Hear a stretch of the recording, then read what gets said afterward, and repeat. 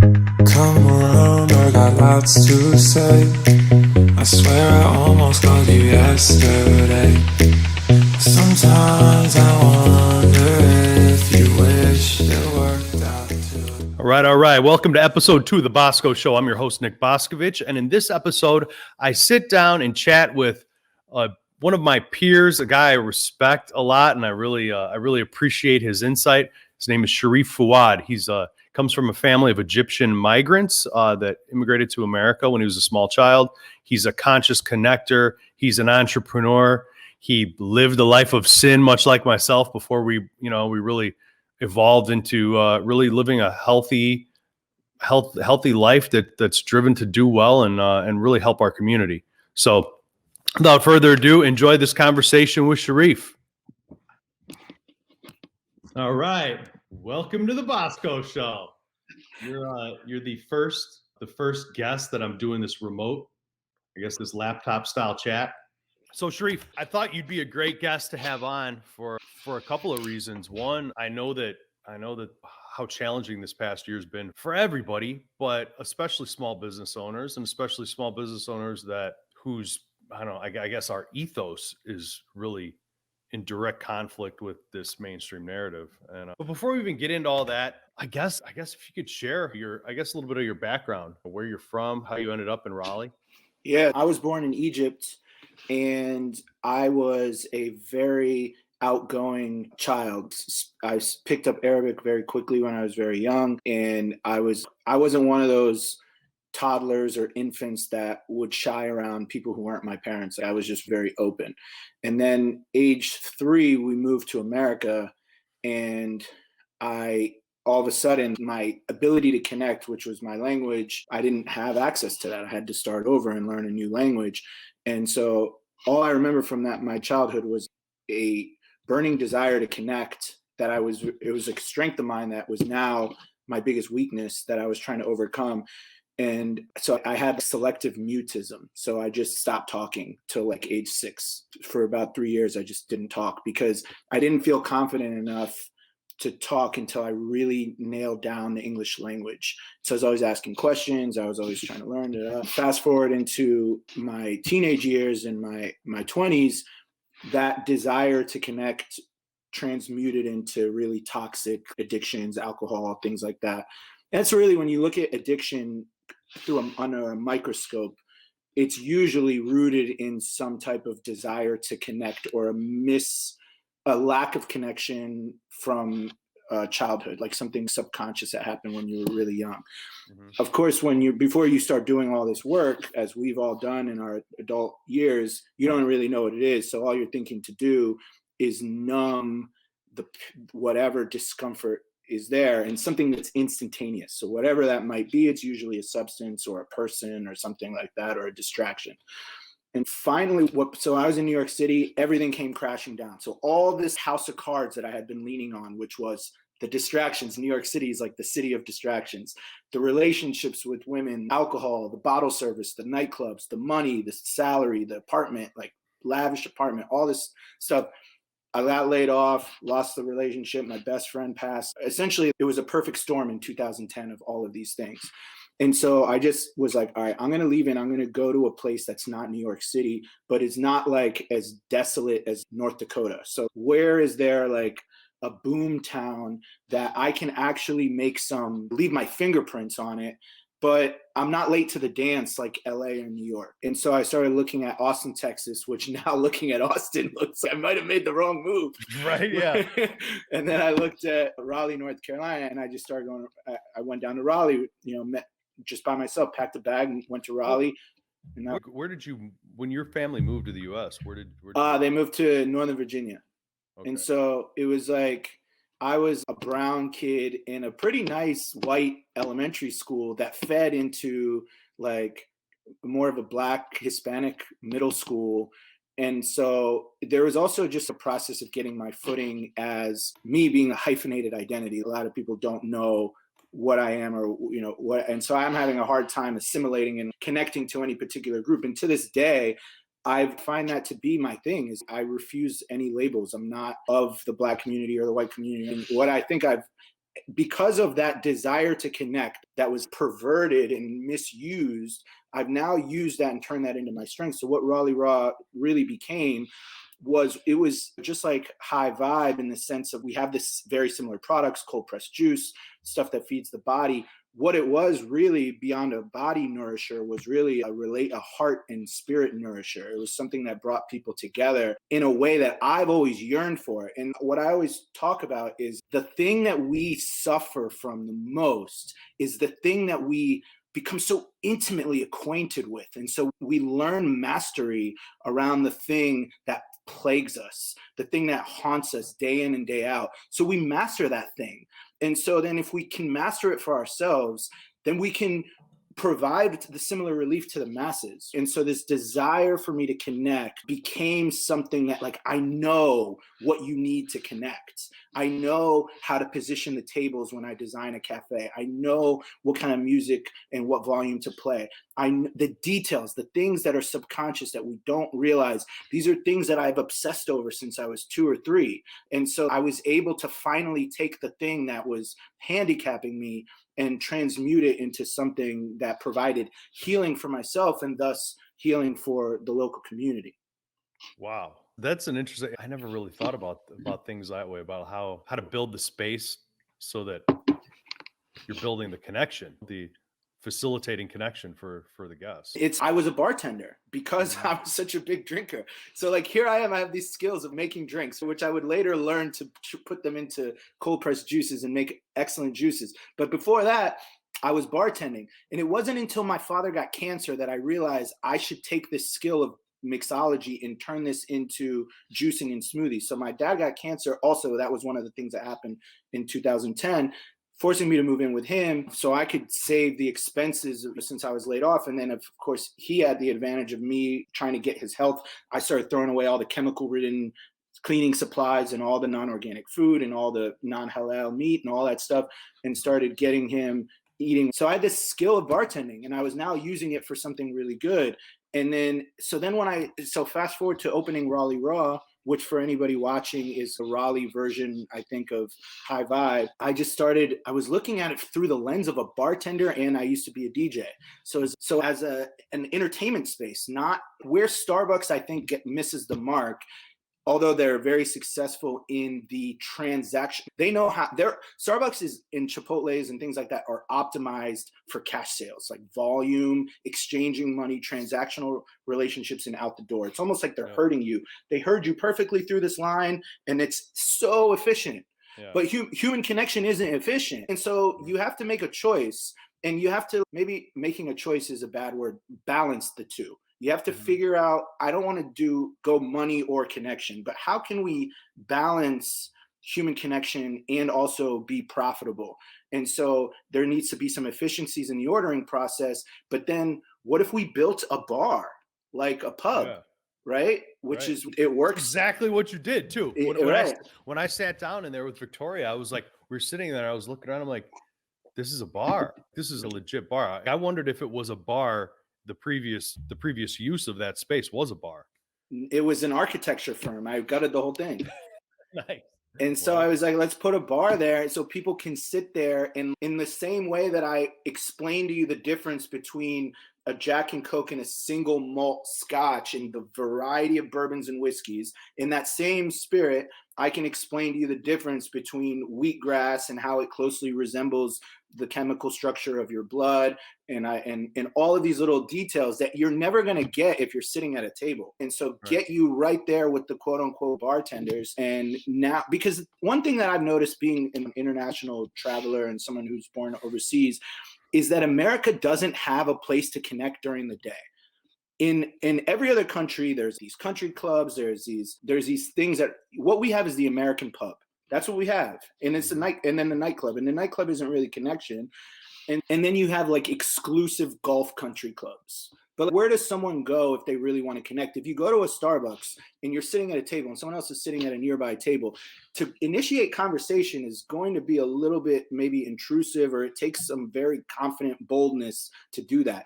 Like the environment doesn't lend itself to open communication. And so what I was after was to create something that does. Yeah, that was Does a hell of a application, going from and I think that was when I was thinking about like how different our paths probably were, but also similar. And we've never really had a conversation about each other's past. But I heard an interview that you did that you were upon on a podcast of one of your buddies in Raleigh. I think it was Fred Talk. Yeah. Yeah. Yeah.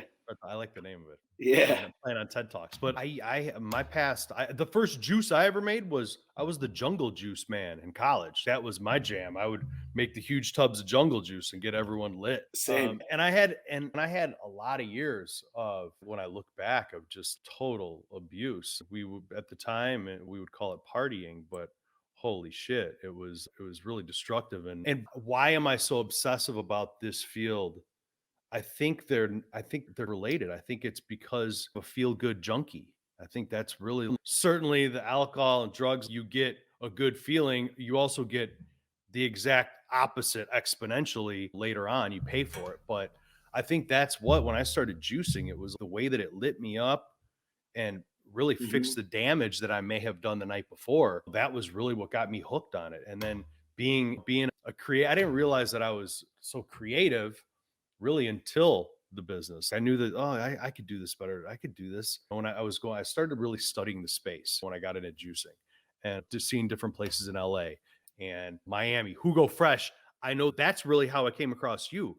I got a ton of inspiration from Hugo Fresh. I just, not so much menu, but just how Matt did his thing. The brand was his. It was what he wanted. It was not like any other.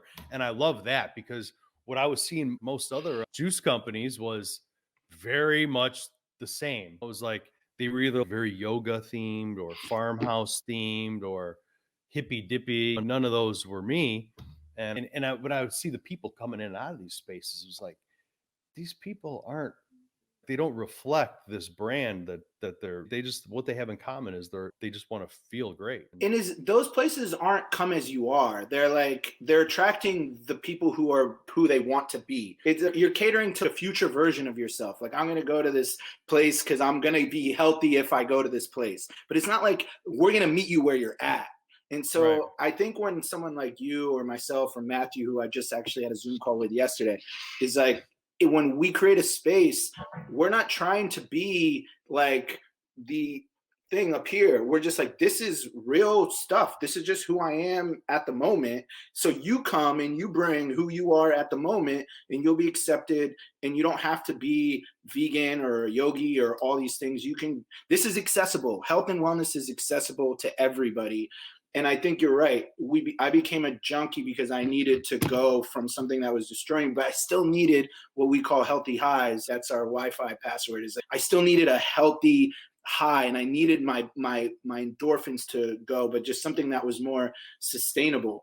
And I noticed that once we started gathering, and I had all of the other elements, the old elements from the destructive lifestyle, which was the socializing, the intergender dynamics happening, the music, the high energy, then all you took away was the alcohol. It's just like that one little Jenga block. The tower still stands just as fine. And so I was like, I've been putting all of this emphasis on the one block that, when removed, has no consequential difference. So I'm like, all right, let's just pull that and let's see what magic we can make without that straitjacket. And it was interesting to see that it could be done. But the thing is, it's got to be real. Why is everything so perfectly polished and clean and yogi, or it's a pub? Like, why can't there be some kind of, because we aren't that. I'm a guy who is on the straight and narrow, and then I fall off the wagon. I'm a guy who's completely imperfect, and I don't lie about that. And so I think our things that we create need to be honest expressions of who we actually are, not who we pose ourselves to be. Yeah. Yeah, well put, man. And your healthy highs. That's a great term. Trademark that term.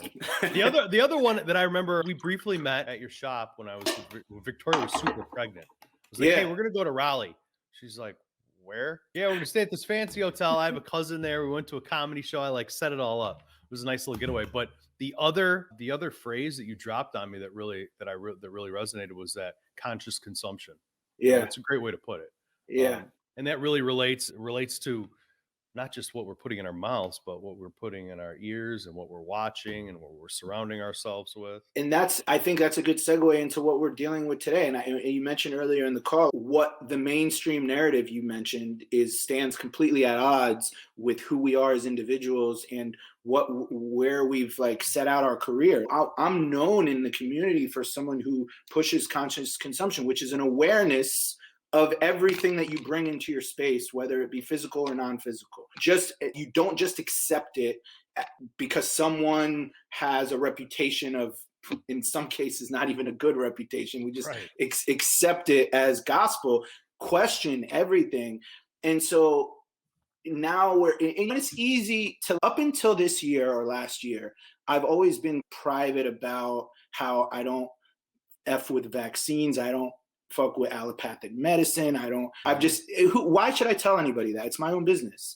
Right. But it wasn't until last year that all of these decisions are now being forced on me.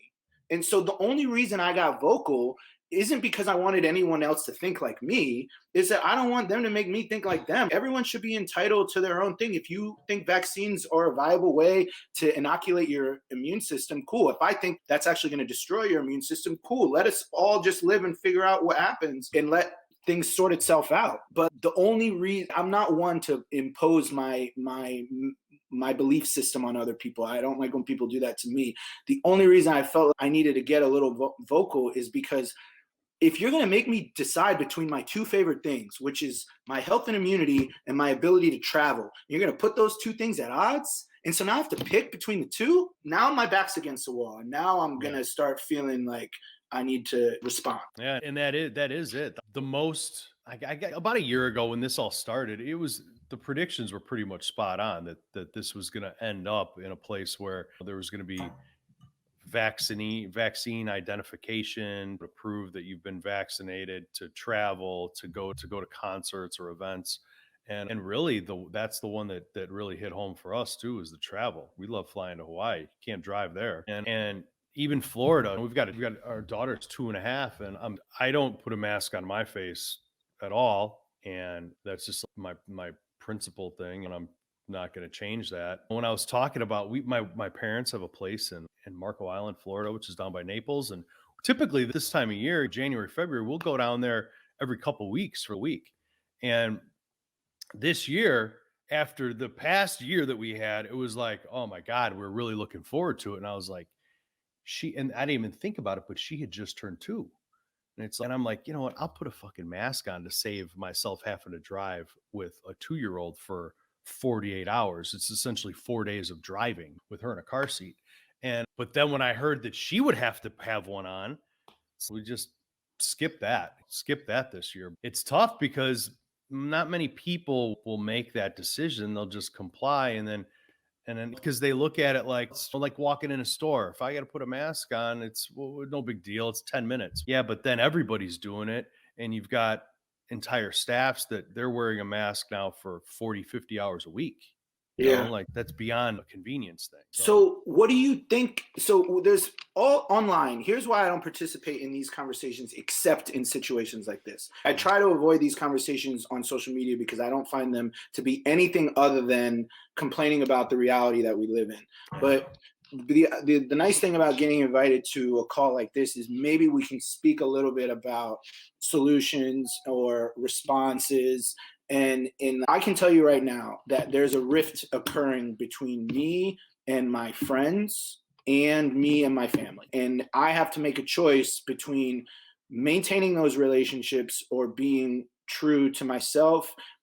And so I've made the choice to be true to myself, but I've also don't want to ruffle the water. So I'm just less vocal about some stuff. But at the same time, a solution needs to happen. So I'd love to hear from you. How do we respond being the minority in a belief set that we feel is right? And then how do we maneuver this year and then in the coming years?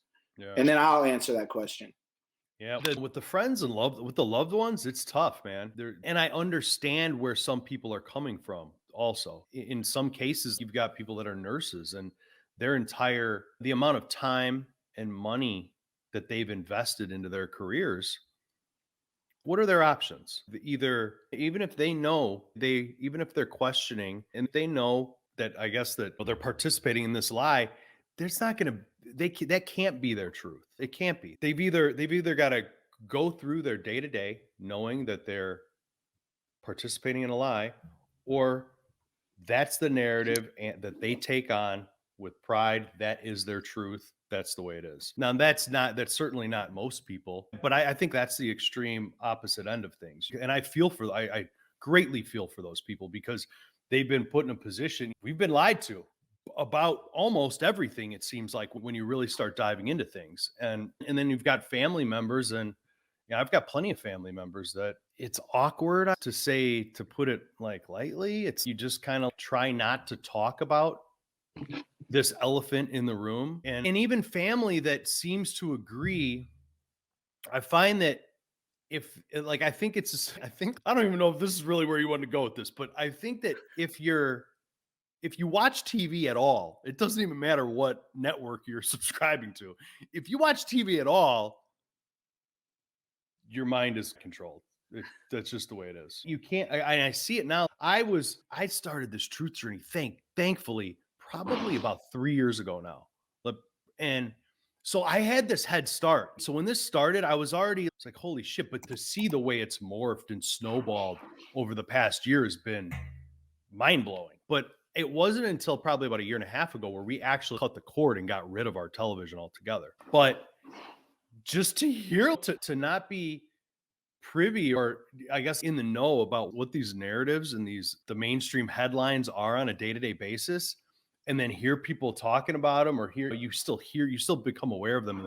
It's just fucking insanity. And to answer your question about how to navigate that, I find it's very different in different spaces for me. When I'm in my shop, the last thing I'm trying to do is offend or alienate one of our guests. But at the same time, it's awkward, because if you're going to scowl at me for not wearing a mask in this business and space that I built and I pay the rent for, and I signed the checks, and I'm providing real health, that mask is not, but I don't want to get in that argument. So that's probably the toughest spot for me, is in my own business. If I'm in the grocery store, that's pretty much a non-issue once you get in. Trying to think of the most hostile. Costco is really hostile. I had only went in there once since it started, and it was to cash we use Costco card for our business expenses. So I get a rebate check every February. And I got the email notifying me that it was ready, and hell yeah, I was waiting for that check. So I looked at the clock, like, they're open till 8:30. It's 8:15. I could zip over there, in and out right before close. It'll be perfect. Because I'd heard it was rough, a hostile environment. Dude, it was beyond anything that I had experienced anywhere else. There was women yelling at me, oh, mask, as I was walking in. I was like, holy shit. Then the check-in guy, he's like, do you have a mask? And I'm like, no, I don't wear a mask. But I had my coat like zipped up, like a winter coat, and it was like up to here. I was trying to just fake the funk. And he's like, you're going to need one. You have to go back there for this, but you're going to need a mask. We don't care about exemptions. And I just kept it moving. I try to keep it moving, and I try to be very kind, because if you're the nicest, and it's not hard to be the nicest customer of the day for most people, because there's a lot of misery. There's a lot of miserable people out there. That's just the fact. That's the way it is. And I understand why. If you're wearing a mask all day, you're probably not very happy. So it's not hard to probably be the beaming ray of sunshine in these businesses or these employees' day. So I do that, and I see it. Sometimes I do that when going in a store, going in a shop, grocery store, and I see that they want to say something, but they can't bring themselves to do it because I'm being too friendly and too nice with them. And I think trying to make light of it is probably the best way, because you can't argue with someone that's just totally subscribed to it. And then the ones that really question, they will ask. But I'm finding that it seems I'm like getting less of that lately. I think there's been a part in our societies. Yeah. So when I talk about one of the most important things that I commit to is connection, this is actually hitting me right in the thing that I consider to be most important, is like, it's division. It's the exact opposite. So it's something that I think about all the time. And the more you try to, the connection is this elusive thing. And she eludes you the more you approach her, right? So it's like you have to not care about connection in order to get connected. You have to be in a place where you feel rooted and grounded and self-aware and happy and fulfilled, and then connection attracts to you.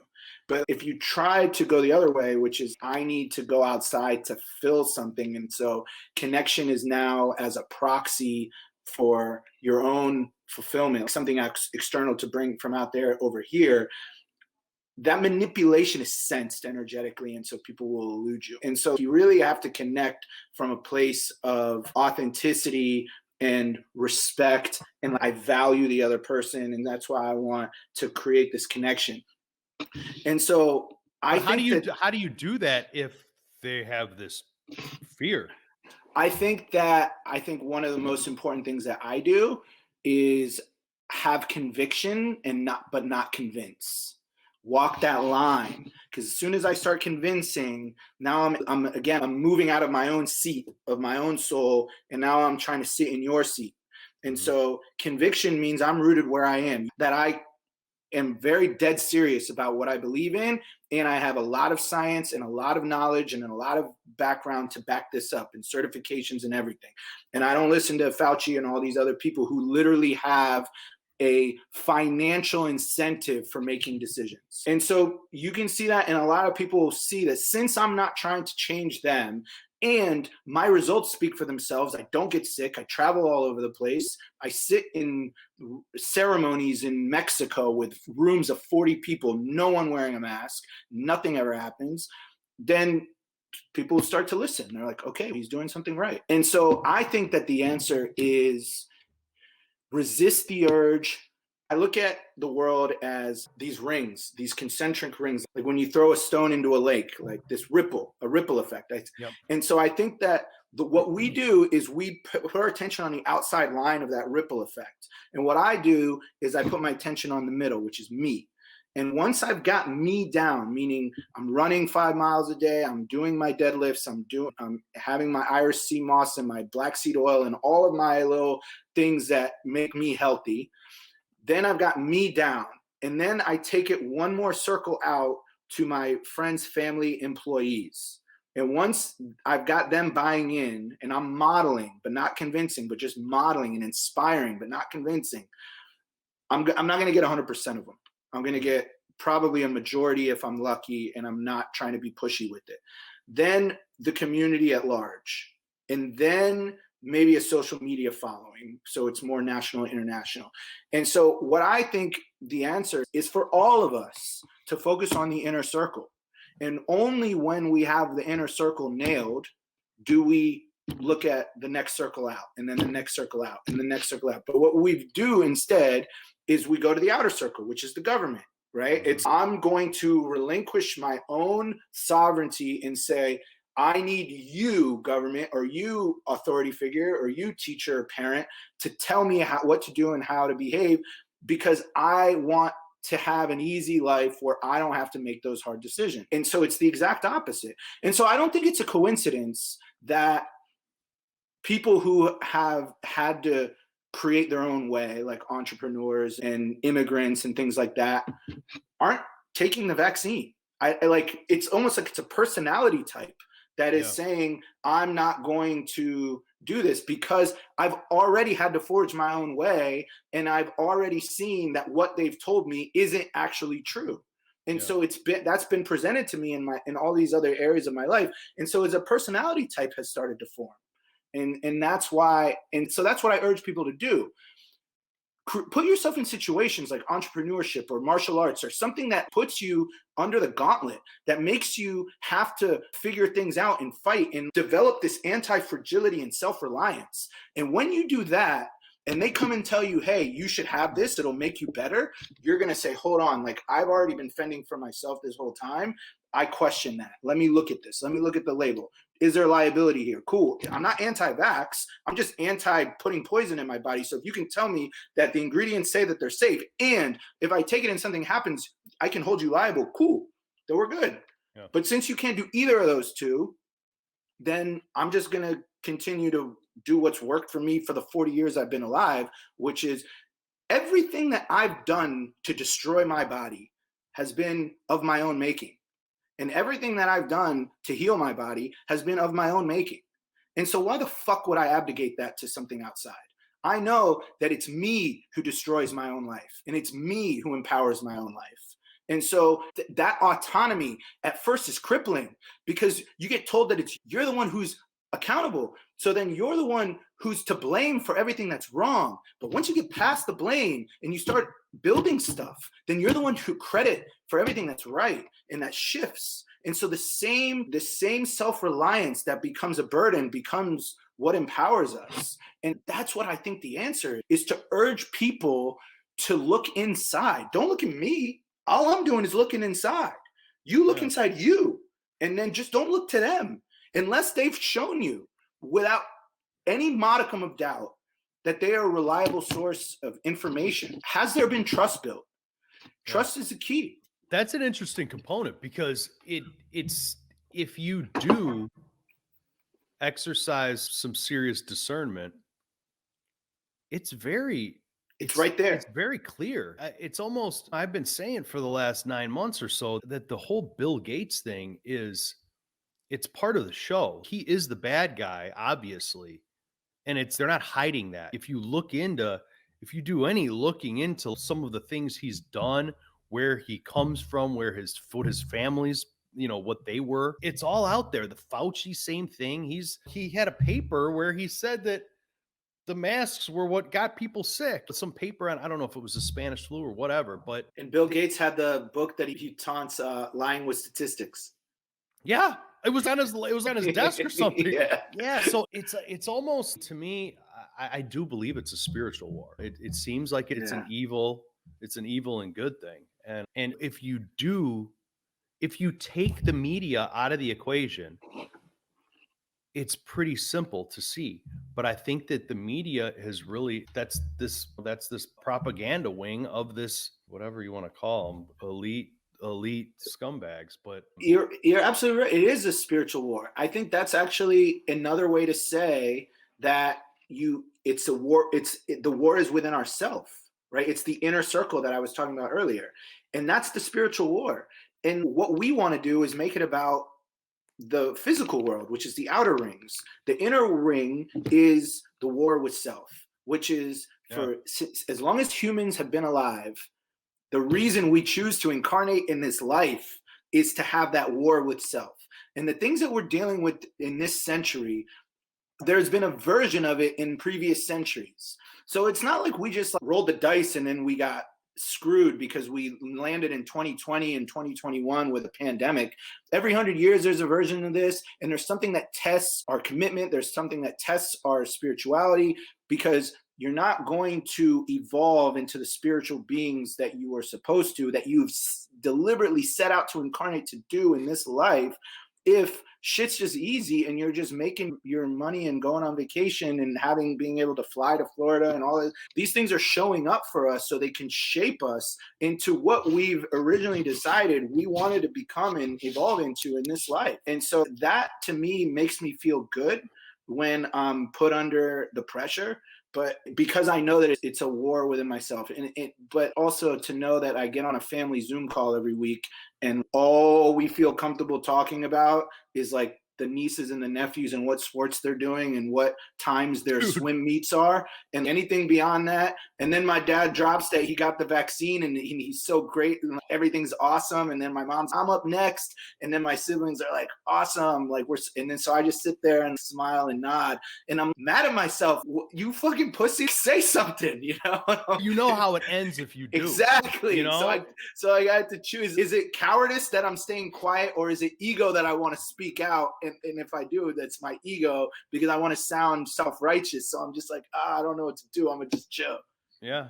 Yeah, man. I could relate. My dad, we're running out of shit to talk about. He'll want to bet me on some game. And I'm like, Dad, I'm not watching that. I don't care. I haven't watched one down of football. She's like, what do you mean? Just be normal. I'm like, to me, it's no longer normal to watch grown men play a game in the middle of an apocalypse. It's just not. And I don't want to be incentivized to give a fuck. I just don't. But yeah, man, I know. It's like you either choose to, I don't know, we're either lying to ourselves or we're, you're miserable having these like small talk conversations that just feel painful. I know it's strange times, dude. But like that saying, it's been a meme going around the internet. I don't even know where the saying originally came from, but how's it go? Strong men make weak time, or strong men make easy times, make weak men. Weak men make hard times. I think that's where we are. So this shit's hard. And I have found, and I'm sure you too, but let's talk about, I think that there's been some beautiful things that have come to be in the last year also. For one, the noise has been quieted, right? Especially for the business, from a business perspective, and being in this giant pressure cooker that is Chicago, always feeling like I had to grow it and expand it this way because that's the way you're supposed to.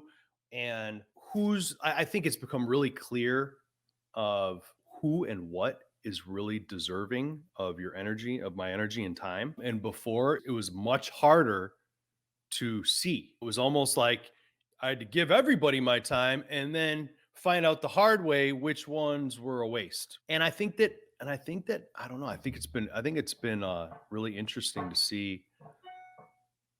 You can really see clearly too who are the like real leaders and who's really being honest with themselves. And before that wasn't. I also think about that, how this past year life got really real. All of a sudden, it always felt like there were consequences, but most of it was like financial, right? Financial consequences.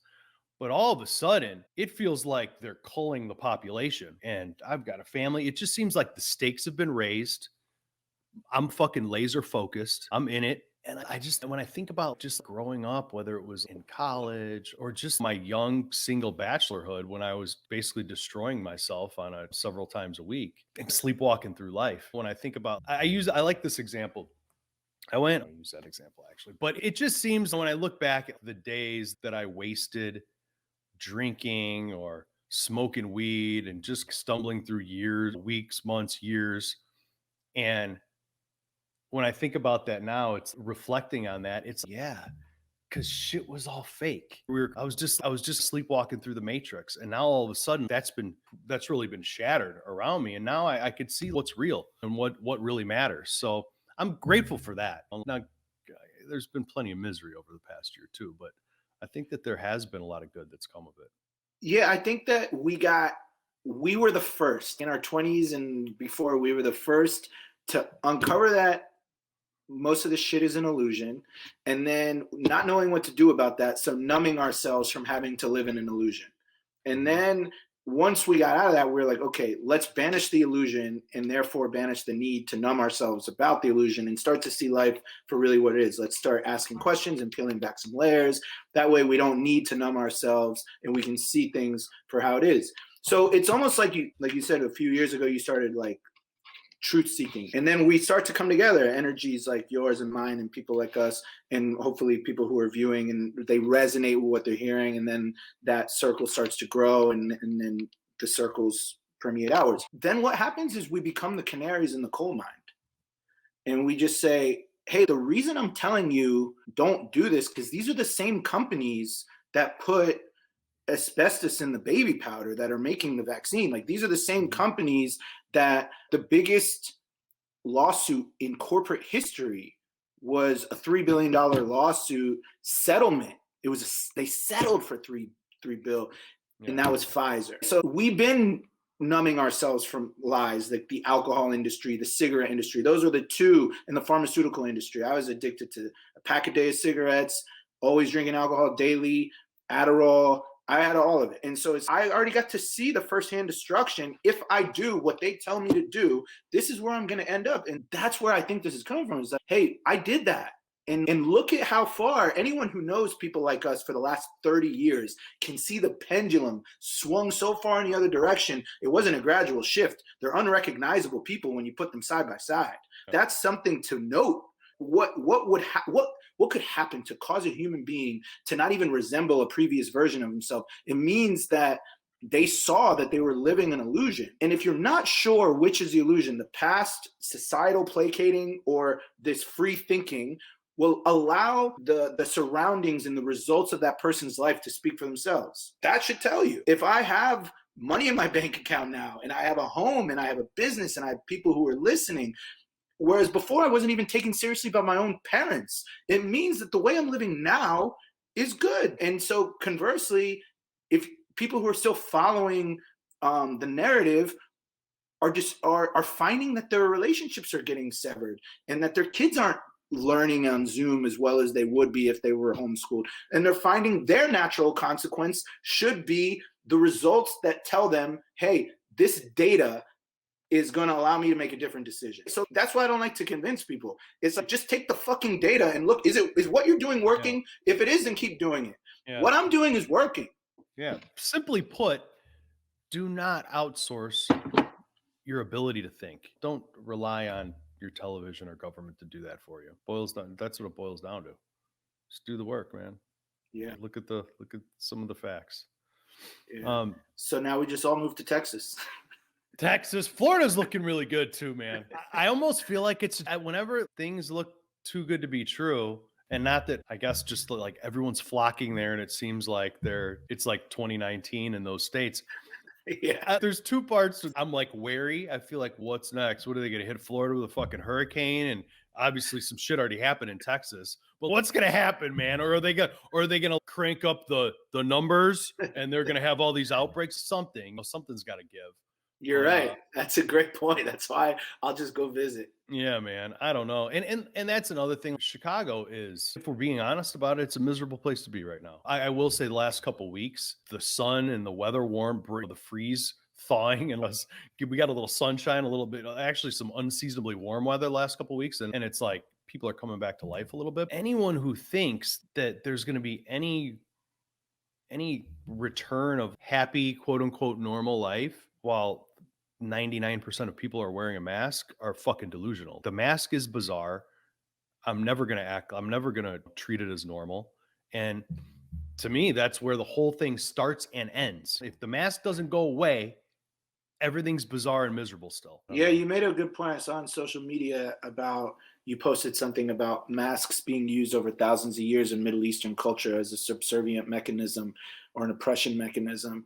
And I would agree. I was born in Egypt. I was born in the Middle East. And I spent every single summer in the Middle East. As someone who grew up Muslim, I actually would completely agree with that. Is the veiling of the feminine as an oppression strategy has been something. I am a big proponent of Islam, I should say. I think that there's been misinterpretations in Islam, as there has been in every religion. And I think that was a strategy that was used. It was a cultural decision, not a religious decision. Nowhere in the Quran does it say that you should force women to wear a mask or a veil or anything like that. It does say that they should be conservatively dressed for the public and only revealing to their own in their private residence with their spouse or something like that.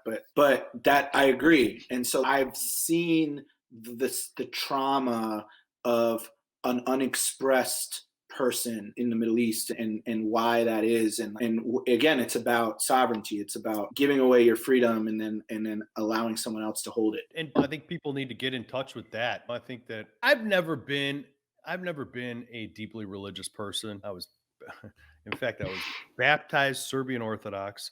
I grew up mostly going to a Lutheran church. And then I went to a Catholic high school. And I don't think there was ever any point where I questioned whether or not I lost a belief in God or anything like that. But through the social conditioning, it certainly took a toll on the past, I think, several generations. And I'll tell you what, man, over this past year, I've got a greater connection to God than I ever have. And when I think back about like I try to recall what that relationship was like in the previous, say, 20 years of my adult life. And I think I only prayed when shit was real dark or real serious. Yeah, I think that. Go ahead. But I think that is a big piece of this, because natural law, we're born with inalienable rights. I don't care. I will never care what a government tells me to do as far as like masking my face or injecting something in my body. That will never trump my personal sovereignty as a living man. And I think that's what is missing. Yeah, and I want to be really clear to anyone who's watching too. This, like, I think when you talk about sovereignty, you talk about freedom, it sounds selfish. So I think the opposing view is all you're thinking about is yourself, right? And you're not thinking about the rest of humanity. And my counter argument to that is I'm put on this earth to serve and contribute to everyone else. And so I need to be pouring from a full cup. The reason I'm so concerned with making sure that I get my own sovereignty, freedom, and health is because I want to be able to take care of those around me. So the more you strain me, the more you tax me, the more you mask me, the more you mandate me, the more you straitjacket me, then the less I'm going to be able to help my community. So this isn't coming from a place of selfishness. So many people will so easily tell you. It's coming from an authentic place of altruism. It just doesn't look like the liberal altruism that the media wants you to exhibit, right? It's a different altruism. It's enlightened self-interest. Take care of self first, take care of everybody else from a place of strength. Because if you just give it all away, then what are you anymore? You're an empty reservoir that will eventually run out of the capacity to help anybody. Yeah, that's a good way to put it too. And the government, that is a great point about taxes and all the way that we're ruled essentially. And governments are meant to serve us. Does it feel like they're serving the people right now? Doesn't feel that way at all. Feels totally inverted. So what was this past year like for you? I know that you did hit the road. Yeah, well, to your point about not wanting to deal with all the flight stuff, I did need to travel. So I just got in my car, I packed up the Jeep, and I just drove. I hit you up and I was like, hey, I'm going through Chicago. And you were like, Chicago's not great, but the Great Lakes might be a good look. So I did that. Went to some national parks. I drove to 20 different cities, went all the way to the West Coast, then flew to Mexico, did about 4 or 5 months in different cities and towns in Mexico, and then flew back to LA and got my Jeep again and drove it back the southern route. You spent 4 or 5 months in Mexico? Last year, for essentially the whole winter. I came back right before New Year's Eve a month and a half ago. Nice, dude. How was that? How was that? How is it? How does Glorious, Mexico? glorious. Yeah, like they the got weather, or what about the? I guess everything is lax. Yeah, with the restaurants, the servers and stuff are all wearing masks, but they don't force you to do it. They just temperature check you when you come in, and you can tell that they're just doing it because the government is listening to the American government, right? But the government isn't really bought into it, and therefore the people who are doing it are also not culturally. It's not in the culture the way it is here. It's just here. It's a person will call out another person. That would never happen in Mexico. It's just people just do what they do, and also they live more naturally. There's sun and there's water and there's all this unprocessed food, and so you're just not seeing the same COVID cases. And also people are like, don't get COVID in Mexico. It's not going to be like America. A lot of my friends who I met down there got COVID in Mexico, and it was easier in the Mexican hospitals. There wasn't all the same stuff that they have to, like you were saying earlier, have to force the nurses to do. So they got whatever they needed to get, and that was that. So that was really cool. One thing about last year is Raleigh got hit very hard by the riots, and Raleigh Raw is right in the middle of right next to the Capitol building. And so we were front and center. The first night that happened, we did not have boards up over our windows, and there were several attempts to break our windows, and myself and 4 other guys who are like MMA fighters, we were all armed in front of our store, and we literally prevented, like mid-brick, we were physically stopping people from throwing stuff through our glass, and then we just were able to outnumber these individuals and just non-verbally intimidate them into leaving our block. And we were able to protect the store. The next day we put up boards, and then I went out into the town to watch these riots and really get an idea of what was going on. And I got to see that there was a lot of instigators. It wasn't really like angry Black people looking for equality. It was a lot of young teenage white people looking to instigate, disrupt, and destroy our city. Yeah. And so the media was covering it differently. It may be directed to do, because I saw a lot of that in Chicago also. Yeah, actually one dude apologized to me and gave me the cash that he was paid, put up to do.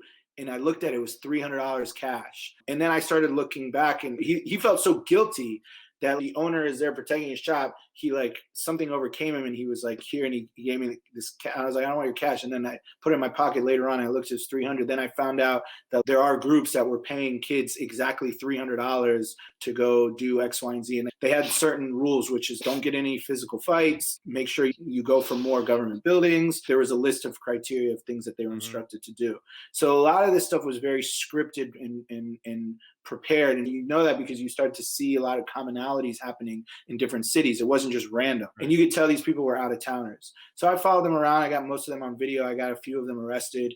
And then I started exposing that a lot of this was painting a false narrative around the Black community.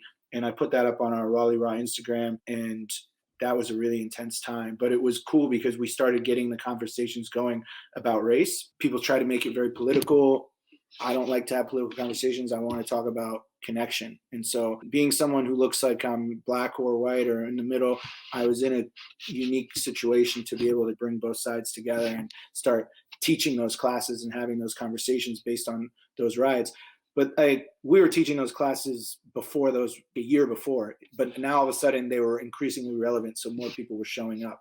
So that was what last year looked like. And then at the end of that, I was just completely beat. That was June. And so that's when I got in the car and I just drove. Yeah. And so I think that the answer is I want to travel. But I also don't want to abandon the community that allow me to build up what I've built here. And so right. I want to go visit Texas or Mexico or places that are a little bit more free. And then I want to also come back here and pour out for the community at the same time. I do wear a mask in my own restaurant. I hate to do it, but I do it out of respect because I rather do that than, like you said, look at how long this conversation is. I'm not going to have a conversation to this level with someone, right, in a store every single time. And what we can do right now is just make people feel comfortable. And then again, inspire them. When they see me on social media, they'll be like, oh, I see why. And then maybe eventually a lot of people come up and they're like, hey, you don't have to wear that. And because they know I don't fuck with it, I'm doing it for them. And I'm like, all right, cool. All right, I appreciate that. Yeah. And I think that's, if we take that approach, just plant seeds, man. Let people, exactly. Let them see you, take it down, laugh, be. Exactly. I think that's what you're talking about, planting seeds. And maybe instead of going to Costco without it on at all, maybe it's just you're breathing fine because it's through the nose and you're keeping the nose open. And which is crazy because that's just as bad as anything. If masks ever had any efficacy, you'd have to cover the whole thing for it to even make a difference. But every time I go in and I just keep the nose open because all I do is breathe through my nose anyways, everybody leaves me alone. Yeah. But I get it. It's a principle thing. But I do think that we would be more effective by just doing it that way, planting seeds and just using eye contact. And as you said earlier, creating conversation in the store and breathing life into stuff. I was having a conversation with friends of mine the other day, and my friend John was saying, nothing matters. And I go, what do you mean by that? And he goes, that class you just taught to these guys, he goes, that doesn't matter. And if it was anyone other than John, I might have found that offensive. But I go, tell me more. And he goes, for example, you were teaching about values. That book behind you has information on values, and we walk by it, right? No one, it's just there, and we walk by it. You decided that values was an important subject and that you wanted to impress that information in a way that was filtered through your own knowledge and articulated in a way that resonates with your subjects, with your students. And therefore, you brought life into the subject of values. Otherwise, it's just some words on a page. And what the point he was making to me is everything left to its own devices is an inanimate object. We have to bring our own enthusiasm. And the word enthusiasm literally means entheos, the God within. We have to bring the spirit of who we are into the thing, and then it has value, and then it is important to us. And so I think right now we're beat. So we don't have spirit right now. And so we're looking for something outside to be, the sun comes up. We're like, yes, you were saying earlier, the defrost. So, and okay, cool. But I also heard you say when you go to the store, you're super nice, and that's rare, and other people aren't nice. And that's the thing I think about is how can I remember what John told me, which is everything is neutral until we infuse either our goodness and our spirit or our trauma and our pain. We're going to infuse one of the two. And if we do it with people, you see it with relationships. You meet someone and you're in a romantic interest, for example, and you're like, wow, she's amazing. And what she represents, she's not amazing, she's not good, she's not bad. I'm projecting amazing stuff onto her. And then so then she's receiving that projection and she likes how that feels. She puts that on and she's like, oh, this is nice. And so then she starts behaving. It's a self-fulfilling prophecy. She starts behaving higher because of what I'm projecting. Now I might make the mistake of allowing her to disappoint me because I projected a fantasy onto her, which was unfair to begin with because she was just, we're all the same. She's nothing special, but I projected her to be special. So I set myself up to be disappointed when I dropped her down because she didn't meet an expectation. And so what was love becomes hate almost. And so I see that happening a lot too, is that we're not seeing people for who they are. We're seeing people of like an expectation, what we need them to be for us. We're not seeing them objectively. We're seeing them subjectively. That's happening so much right now. And that's something that I consider to just be, when I meet someone, I'm like, let me just see them for who they are, not their utility, not how useful they're going to be for me. Or not, we look at people, we're drawn to them because they have something that we wish to cultivate within ourselves. That's why we're attracted to anyone, really, is because they have something that we wish to cultivate within ourselves. So then, but then it's not true. It's not unconditional. It has a bunch of fucking conditions attached to it.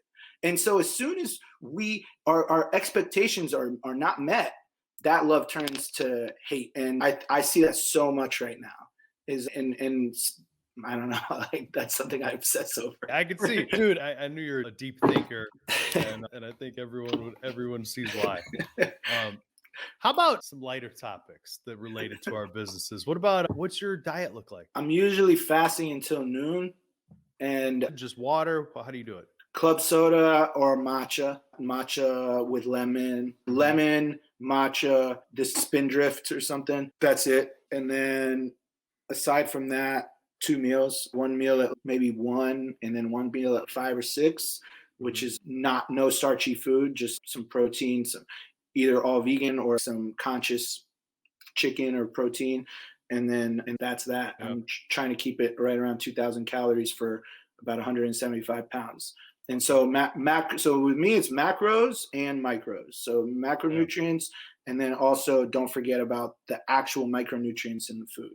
And then I'm working out like 5 days a week and running a lot to try to keep the lungs strong and all of that. Keep that mind right too, dude. That's like for when I sure. run it, I get the clarity. I actually exercise more for its ability to help me get work done than for any vanity metrics. Yeah, for sure. I was actually pissed at myself that I didn't run this morning, but I woke up. I slept shitty last night. I woke up, looked at the weather, and it was 23 degrees. And I'll run in that temp, but I was tired. I was like, fuck it. Then 30 minutes before we were scheduled to get on, I was like, man, what did I do? So I went out. I was sun gazing, standing in the cold, drinking my celery juice. Oh, I'm not running in 23 degrees no matter what. You guys don't even get that type of weather, right? No, it doesn't get below like 35 really, except for maybe 3 or 4 days a year. Yeah, right on. I did a couple cold plunges this year that were about as hardcore as it gets. It was that kind of temperature in the lake. Yeah. It's brutal. Feels good. You never regret it. No. But holy shit. Yeah. That's a challenge for the mind for sure. I'm still getting into that. Overcome that. Yeah. Dude, you get hooked completely. So you do like a cold shower every day? About a healthy high? That's the healthy high. Yeah, I do cold showers, but it's not, it really isn't comparable. For one, it's too easy to just step away in the shower and you're not submerged. Yeah. There's something about doing a cold plunge. Even the tubs, I don't think you get the submersion. You're getting that's water is as conductive as any matter or what. I don't know. I'm not a scientist, but that's why cold is so much better. Like doing a cold plunge is so much better than cryo, right? Because the water, it's conductive. Your whole body, it's getting your whole body, into your core. But even a cold tub, it's not, there's something different about doing it in a live body of water like that, like Lake Michigan or a river that just charges you up, dude. But I really want to do a retreat destination where we could host cleanse retreats, maybe even get into that water fasting. That's something that's really intrigued me. I actually would like to go and do one of the inpatient protocols at one of those places to check it out. Yeah. But they're doing that these places are doing water fasts to reverse cancer, diabetes, a lot of autoimmune degenerative diseases. And I'd like to experience that, because to me, that's a natural evolution of what we already do with our cleanse program. Yeah, I love it. I Yeah, like that. yeah. Hey, I wanted to ask you, what's your favorite superfood or foods? Cacao. Cacao is my number one. Mexico made me fall even deeper in love with it. I think that mushrooms, magic mushrooms, like I'm talking about psychedelics, but not necessarily for like in a ceremonial, not a recreational process. Like I found mushrooms to be extremely healing if you understand them and you can navigate that experience, that trip. So I'm talking about psilocybin, but cacao is like the PG version of that. It's super healing, great for the mood. Someone like me who's always used to need alcohol to get my endorphins, I can get that mood enhancing from cacao. In Mexico, it's very ceremonial. That's what I was going to ask. Did you do like a cacao ceremony? Because I've heard of that. Yeah, they do them all in Mexico. They do mushroom ceremonies, cacao ceremonies, ayahuasca ceremonies. I did all of it. Ayahuasca is obviously something that's like you don't do very often. It's a very challenging experience, but it's also very therapeutic. But in terms of superfood specifically, I think there's so much healing power in cacao, especially for those who are listening, who are trying to find a way to get that boost in those nutrients without the caffeine. Cacao is a great alternative to coffee. What does that look like? A ceremony, how is that different than just whipping up an organic hot cocoa or something?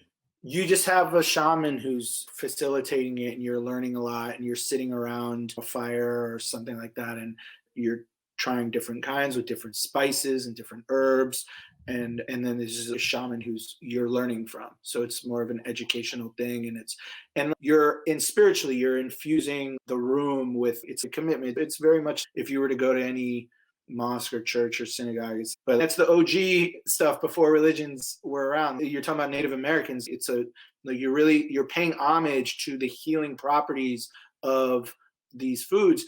And scientifically, it's been proven that you've heard stories, if you talk to your plants, they blossom, right? When you infuse love into the food as a vegan chef or as you're a chef, when you infuse what we were talking about earlier, everything is neutral. And then when you infuse that spirit into it, it's going to absorb and adapt more properties. And so that's what the Mexicans and the ancients really believe, is that you have to bring a lot of that good spiritual energy into the foods. Don't just rely on the foods to selfishly satisfy you. It has to be a nice reciprocal relationship.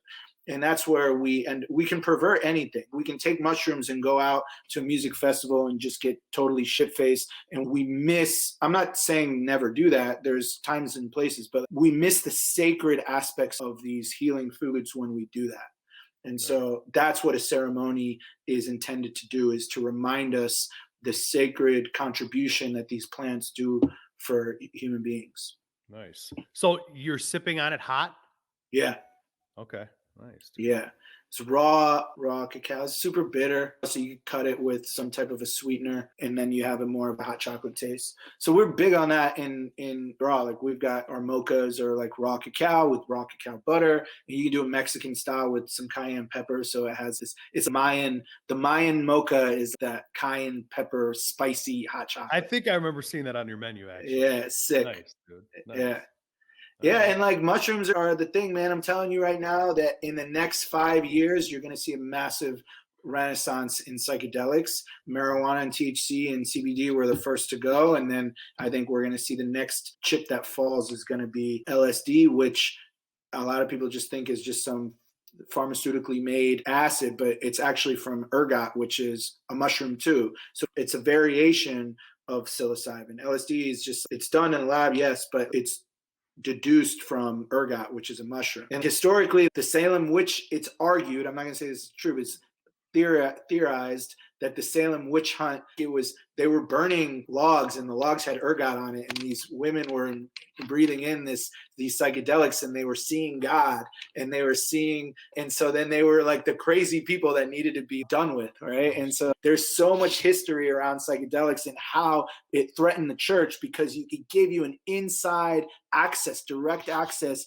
to God, cut out the middleman, which was having to go and get it interpreted through priests and all these things who all had their own subjective human interpretations, motivations, and then you just go right directly to a higher power. And you, for anyone who's done that, you're in another dimension, and it's not opening up that third eye, bro. It does. It really does.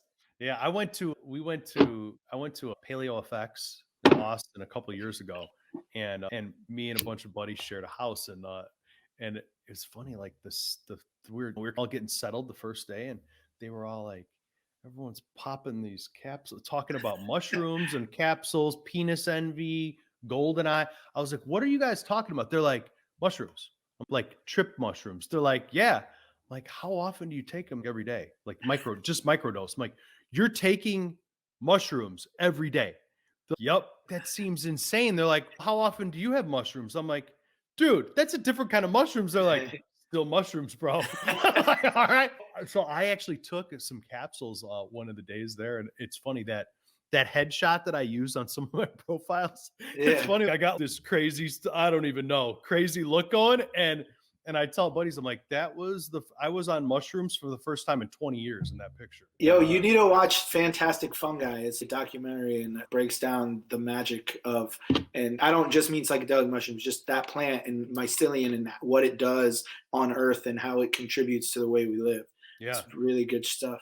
Yeah, man. It's certainly, I dabbled a little bit with the microdosing and found it's not really for me. It really fucked up my sleep. My REM and deep sleep was destroyed when I would take those. But I could definitely, I see the therapeutic side of it though. Yeah. Man. Just not an everyday thing for this guy. But yeah.